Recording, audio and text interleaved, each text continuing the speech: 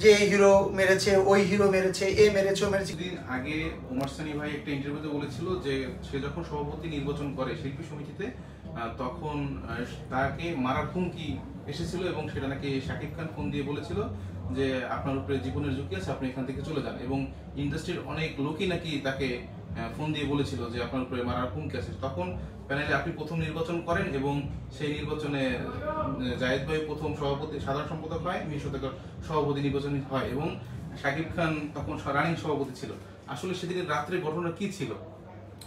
না, অ্যাকচুয়ালি আমি সেদিন রাত্রেবেলা আমি সন্ধ্যা ৭টা-৮টা পর্যন্তই ছিলাম, এরপরে আমি আর ছিলাম না। যে কোনো কারণে আমি চলে গেছিলাম বাসায়। আমি টায়ার্ড ছিলাম, আমার ইচ্ছা ছিল পরে ঢুকবো, পরে আর আসা হয়নি। বাট ১২টা-১টার সময় আমি শুনেছি এরকম একটা ঘটনা ঘটেছে।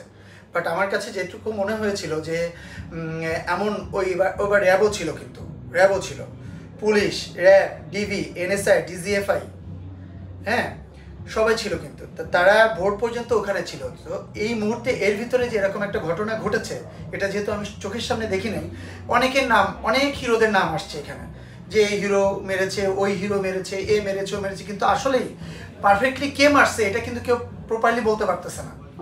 এবং ওইখানকার পরিবেশ পরিস্থিতি কিন্তু কেউই বলতে পারে না। সেই সময় থেকে এই পর্যন্ত কেউ কিন্তু ক্লিয়ার কাট কথা কিন্তু কেউ বলে নাই। কেউ শোনা কথা বলছে, কেউ হয়তো বা বলছে। বাট আমার কাছে মনে হচ্ছে যে এরকম কোনো ঘটনা ওই দিন তর্কাতর্কিতে, একটা ইলেকশনে দুইটা পক্ষ যখন থাকে, নর্মালি একটা কথা আরেকজন বললে একজনের সহ্য হবে না, তো সেখানে তর্কাতর্কি হতেই পারে। আর হাতাহাতি বা আসলে ডেঞ্জারাস পর্যায়ে যেত কিনা, আসলে আমার এরকম কোনো ধারণা নাই। যেহেতু ওইখানে অনেকগুলো ফোর্সে, পুলিশ ফোর্স থেকে শুরু করে অনেকগুলো আইন শৃঙ্খলা বাহিনী ছিল, তো আমার কাছে মনে হয় না ওই মুহূর্তে ওরকম কোনো পরিস্থিতির শিকার ওখানে হওয়া সম্ভব ছিল।